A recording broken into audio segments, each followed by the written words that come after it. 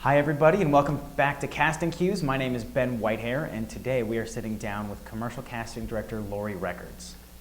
It's been a topic of conversation is social media and Facebook and Twitter and email and sort of this transition that the casting world has gone through. Can you maybe talk a little bit about your experience with that and how you think maybe actors can best use those tools?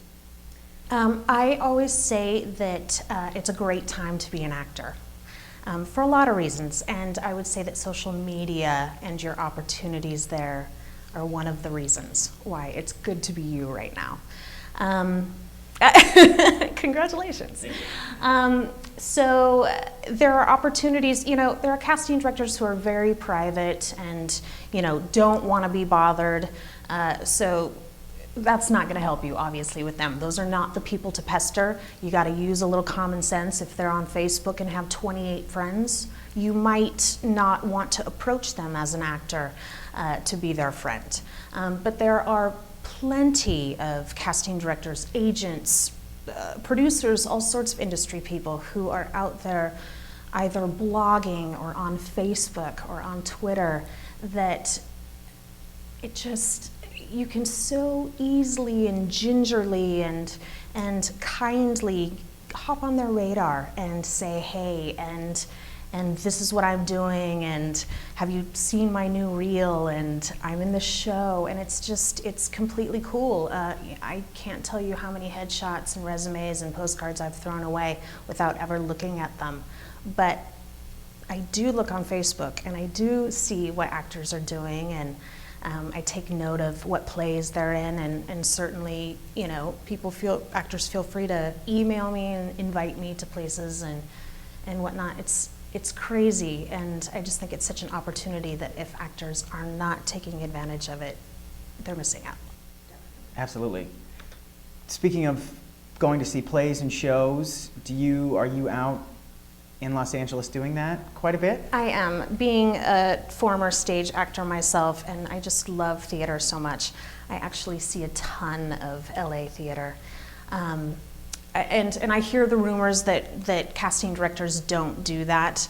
I would say, sure, there are some that don't, and there are some that do.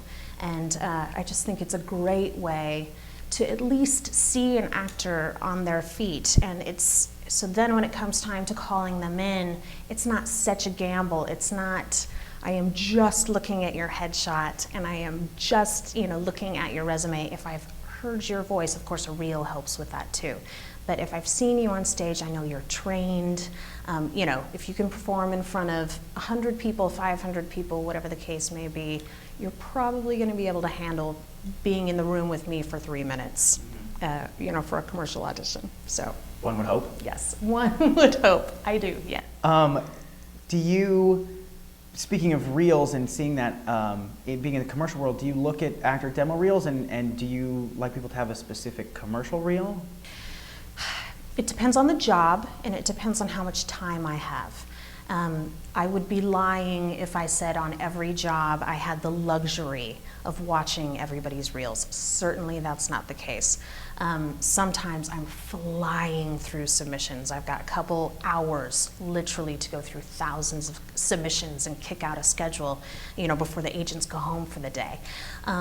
But sometimes I have a little more time than that, and sometimes we're looking for a special skill. Sometimes, anytime I can see anything on tape, if I'm looking for, fire eaters or pogo stick hoppers, whatever, if I can see the actor do it, because sometimes actors lie.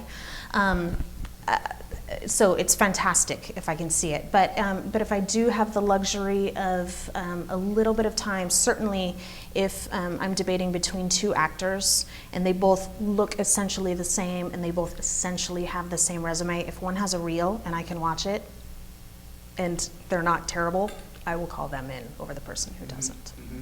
And it doesn't need to be a commercial reel. A theatrical reel is fine too.